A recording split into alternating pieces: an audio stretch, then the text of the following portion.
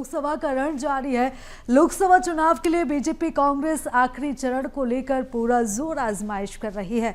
छत्तीसगढ़ में पूरी 11 सीटों पर चुनाव हो चुका है और अब सभी को इंतजार है तो 4 जून का देखना होगा कि किसकी मेहनत कितना रंग लाती है और कौन लोकसभा के रण में बाजी मार पाता है।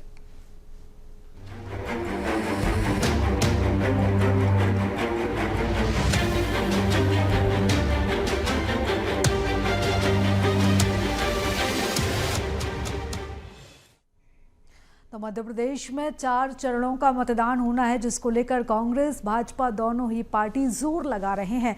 हालांकि मोदी और योगी को यदि बात की जाए तो दोनों की ही जोड़ी मध्य प्रदेश में डिमांड पर रही। हालांकि चौथे चरण के प्रत्याशी मोदी और योगी की रैली रोड शो को लेकर डिमांड कर रहे हैं। क्या है मोदी और योगी का मैजिक, देखते हैं इस खास रिपोर्ट में। मोदी और योगी का मैजिक, चुनावी संग्राम में मोदी और योगी की डिमांड। प्रत्याशी चाहते हैं कि मोदी और योगी करें उनके लिए वोट अपील। प्रदेश में मोदी और योगी की अपील के चलते तीसरे चरण में बढ़ा मतदान प्रतिशत। 13 मई को इन लोकसभा सीटों पर होगा मतदान। देवास, उज्जैन, मंदसौर, रतलाम, धार, इंदौर, खरगोन और खंडवा में चौथे चरण में होना है मतदान। मध्य प्रदेश में 3 चरण का मतदान संपन्न हो चुका है और अब 13 मई को चौथे चरण का मतदान होना है।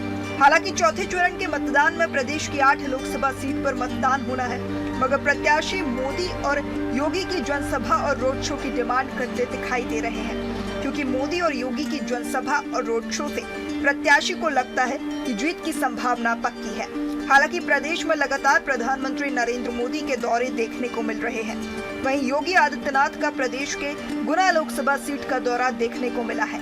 हालांकि चौथे चरण को लेकर अब समय कम बचा है, मगर मोदी और योगी की डिमांड लगातार देखने को मिल रही है।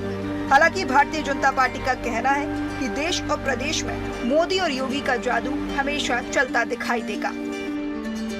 देखिए, मोदी जी की लोकप्रियता न केवल देश में बल्कि दुनिया भर में मोदी जी की लोकप्रियता लगातार बढ़ी है और दुनिया भर में देश का गौरव मोदी जी की वजह से बढ़ा है। ऐसे में तमाम प्रत्याशियों की और कार्यकर्ताओं की मांग रहती है कि मोदी जी और उत्तर प्रदेश में जिस तरह से योगी जी ने छवि बनाई है भय आतंक के खिलाफ, उसके लिए योगी जी की मांग रहती है। लेकिन कार्यकर्ताओं की मांग के साथ ही जनता की भी मांग है और विभिन्न जगहों पर मोदी जी और योगी जी के कार्यक्रम भी हुए हैं। मध्य प्रदेश में 10 कार्यक्रम अकेले मोदी जी के हुए हैं। ऐसे में जनता ने भारी समर्थन भारतीय जनता पार्टी को दिया है। चौथे चरण में मतदान प्रतिशत भी बढ़ेगा और भारतीय जनता पार्टी के जीतने का अंतर भी ज्यादा होगा। पहले और दूसरे चरण में मतदान प्रतिशत गिरने के बाद भाजपा ने तीसरे चरण पर पूरा जोर लगा दिया है।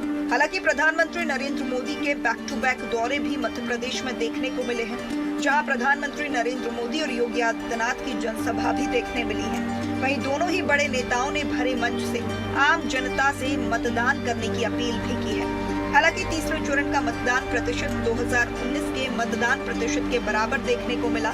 वहीं चौथे चरण के प्रत्याशी भी मोदी और योगी की सभा और रोड शो की डिमांड कर रहे हैं। हालांकि तीसरे चरण के दौरान मोदी और योगी आदित्यनाथ जहां जहां जनसभा और रोड शो किए हैं, वहां इस बार मतदान प्रतिशत में इजाफा देखने को मिला है। कांग्रेस का कहना है कि मोदी और योगी का जादू कभी नहीं चलेगा। जहां जहां ये सभा करेंगे वहां कांग्रेस को फायदा मिलेगा। मोदी जी जहां जहां जाए वहां कांग्रेस का लाभ होना शुरू हो गया है। अभी जो उन्होंने तेलंगाना में जो अपनी ओजपूर्ण वाणी से कहा कि ठेलों में भर भर के, बोरों में भर भर के काला धन इधर से उधर हो रहा है, तो ये तो वो अपने स्वयं के बारे में बता रहे हैं कि देश का प्रधानमंत्री इतना बड़ा आदमी हो, विश्व का सबसे बड़ा नेता, जिसके फ़ोन पर जो है युद्ध रोक रहे हैं दुनिया में, और उसकी आंख के सामने बोरों में भर भर के काला धन इधर से उधर जा रहा है, वो पकड़ नहीं पा रहा, तो उसकी ईडी और ये सब क्या कर रही है। ये गांव-गांव तक ये सवाल पहुंच गया है। तो ये जो है इसका वो तो जहाँ जहाँ जाए हमें फ़ायदा है, और इसी भाषा में भाषण दें तो और अच्छा है। 24 के चुनावी संग्राम में जहां मोदी और योगी प्रत्याशियों की पहली पसंद बने हैं, तो वहीं अब देखना होगा कि मोदी और योगी का मैजिक प्रदेश की तमाम लोकसभा सीट पर कितना चल पाता है। हालांकि 4 जून को प्रत्याशियों के राजनीतिक भविष्य का फैसला सामने आएगा। उसके बाद पता चलेगा कि मोदी और योगी का मैजिक प्रदेश में कितना चला है।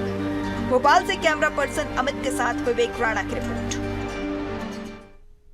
तो मध्य प्रदेश में कम ज्यादा वोटिंग को लेकर अब सियासी जंग छिड़ चुकी है। बीजेपी ज्यादा वोटिंग को खुद के पक्ष में बता रही है तो कांग्रेस इसके पीछे बीजेपी की हार बता रही है। दोनों ही दलों के अपने अपने दावे हैं। किसके दावों में कितना दम है, जानने के लिए देखिए हमारी एक खास रिपोर्ट।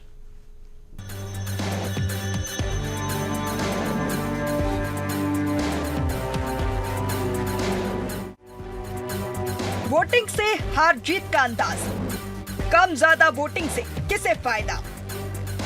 बीजेपी अपने पक्ष में बता रही वोटिंग, कांग्रेस बता रही बीजेपी की हार।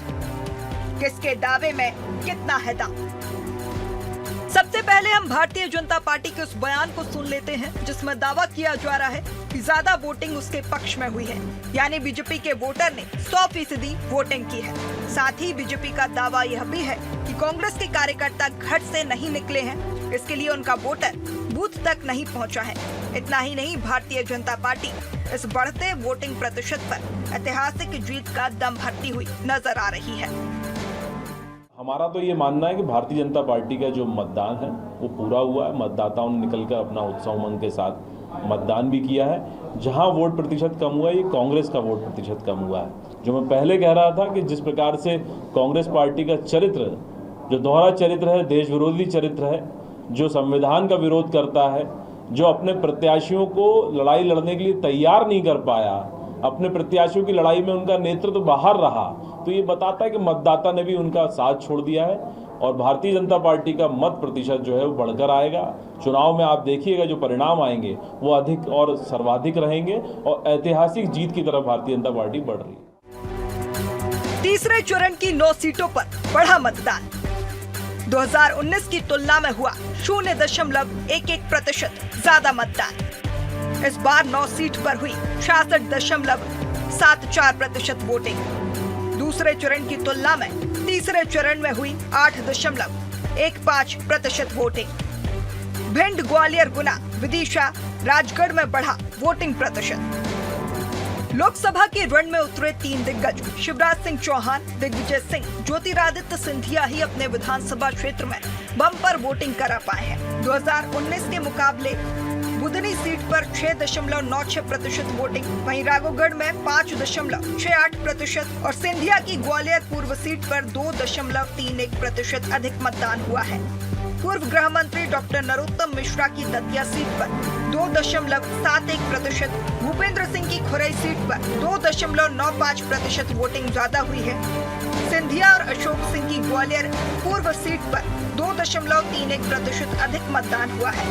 उपनेता प्रतिपक्ष हेमंत कटारे की अटेर में सबसे कम 47.74% वोट ही पड़े हैं, जो पिछले लोकसभा चुनाव से 16.48% कम है। पूर्व नेता प्रतिपक्ष गोविंद सिंह की लहार सीट पर 52.66% वोट पड़े हैं, यह 14.58% कम है। जहां भारतीय जनता पार्टी सबसे ज्यादा अंतर से जीती थी, वहां पर वोटिंग ज्यादा हुई है। जहां अंतर कम रहा है, वहां पर वोटिंग प्रतिशत घटा है। इन सीट पर बढ़ा मतदान। लोकसभा सीट भिंड पर 2019 में 54.42% वोटिंग हुई, वहीं 2024 में 0.45% की बढ़ोतरी के साथ 54.87% वोटिंग 2024 में हुई।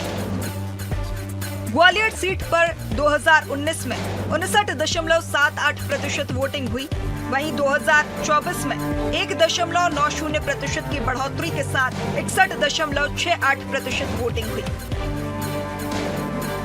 गुना लोकसभा सीट पर 2019 में 70.32% मतदान हुआ, तो वहीं 2024 में 1.63% की बढ़ोतरी के साथ 2024 में 71.95% मतदान हुआ।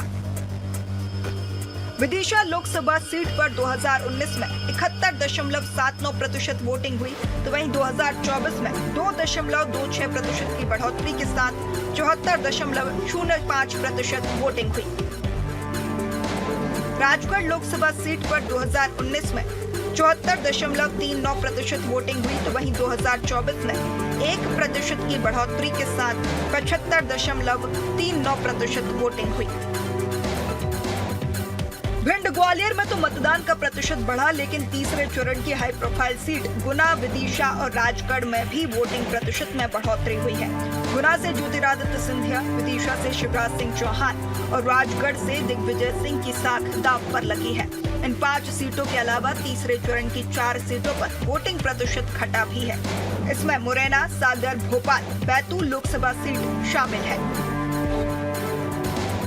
इन सीट पर घटा मतदान। लोकसभा सीट मुरैना में 2019 में 61.89% मतदान हुआ, तो वहीं 2024 में 3.67% की कमी के साथ 2024 में 58.22% मतदान हुआ। भोपाल लोकसभा सीट पर 2019 में 65.65% मतदान हुआ, तो वहीं 2024 में 1.31% की कमी के साथ 2024 में 64.34% मतदान हुआ।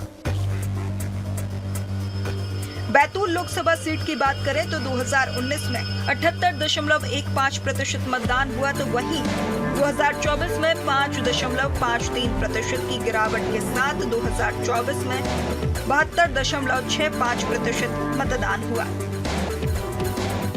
कम और ज्यादा वोटिंग के पीछे भारतीय जनता पार्टी के साथ कांग्रेस का अपना एक अलग तर्क है। कांग्रेस ये मानकर चल रही है कि जिन सीटों पर वोटिंग प्रतिशत बढ़ा है, वहां पर भारतीय जनता पार्टी को हार का सामना करना पड़ेगा। इतना ही नहीं, जिन सीटों पर कम मतदान हुआ है, वहां पर भी कांग्रेस भारतीय जनता पार्टी को नुकसान होना बता रही है। हम रतलाम भी जीतेंगे, धार भी जीतेंगे और देवास में भी जो है संभावनाएं हैं और इसकी प्रतिक्रिया हुई है। आप देखें कि जो सुमित्रा ताई हैं, इतनी सीनियर लीडर हैं बीजेपी की, उन तक को ये कहना पड़ा कि जब हम चुनाव जीत ही रहे थे तो इस तरह के जो है घटिया हथकंडे अपनाने की क्या ज़रूरत थी, जब भारतीय जनता पार्टी के लोग भी इस बात को पसंद नहीं कर रहे हैं। जिस तरह की कारगुजारियाँ और जिस तरह के जो है हथकंडे अपनाए जा रहे हैं, तो जनता कैसे पसंद करेगी। बीजेपी प्रदेश की सभी 29 सीटों को जीतने का दावा कर रही है, जबकि कांग्रेस ये मानकर चल रही है कि उसकी सीटों की संख्या बढ़ेगी और 12 सीटों पर उसे जीत मिलेगी। दोनों दलों के अपने अपने अलग अलग दावे हैं, लेकिन दोनों के दावे कितने सही साबित होंगे, ये जनता जनार्दन तय करेगी और रिजल्ट के समय सभी के दावों की असलियत भी पता चल जाएगी। BSTV के लिए भोपाल से मनोज राठौर की रिपोर्ट।